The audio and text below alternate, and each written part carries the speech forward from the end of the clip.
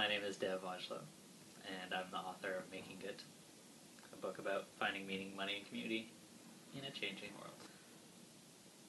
I think transformational change for me means something that's not incremental. It's not about optimizing to go from like 14% open rate to 15% open rate, or blow everybody out of the water and get to 20%. It's about trying something that's totally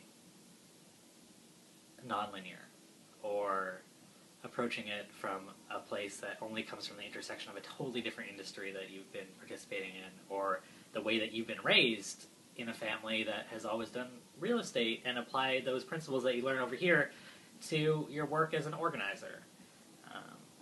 And at that intersection, the idea that can come out of it, or your approach, out of naivety, out of a lack of understanding of how things should work, can become transformational.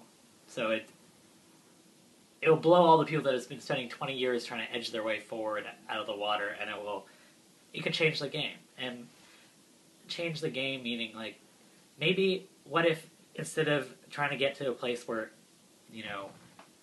20% of people open your email, that 100% of people open it because it's really authentic, because it's real, and it's actually relevant. And, like, that's not a crazy thing. Or we move to a place for employment where 100% of people are employed. We actually aim for that. And or whatever you're trying to do, create a job training program that edges people forward to, oh, we're going to lower the employment rate from 9% to 5%. What if everybody was employed? What if everybody was happy? What if everybody had enough? And, like, that's transformative thinking. And it's hard. It's not like that just happens every day. Otherwise, we wouldn't need it. Transformational change is hard because it's not what everybody is doing. And it's not proven. In fact, it's the opposite of that. It's totally unknown, and it's probably going to fail. A lot of the times, if you take your idea from some random industry and apply it over here, chances of being successful maybe aren't the best, but chances of actually winning, or winning seems a little broad, but like actually transforming an industry is at least on the table. Like, you at least have the chance. Like, you're not gonna transform the world by going 1% by 1% by 1% 1%. But you can if you think outside. You think totally outside of the normal frames of what everyone around you is doing. But that's hard because you don't have the support to do it. There's very few workplaces that support that kind of thinking, and or financial models that enable you to think like that all the time. What kind of support do you need? You need people that believe in you. You need to feel like you have enough.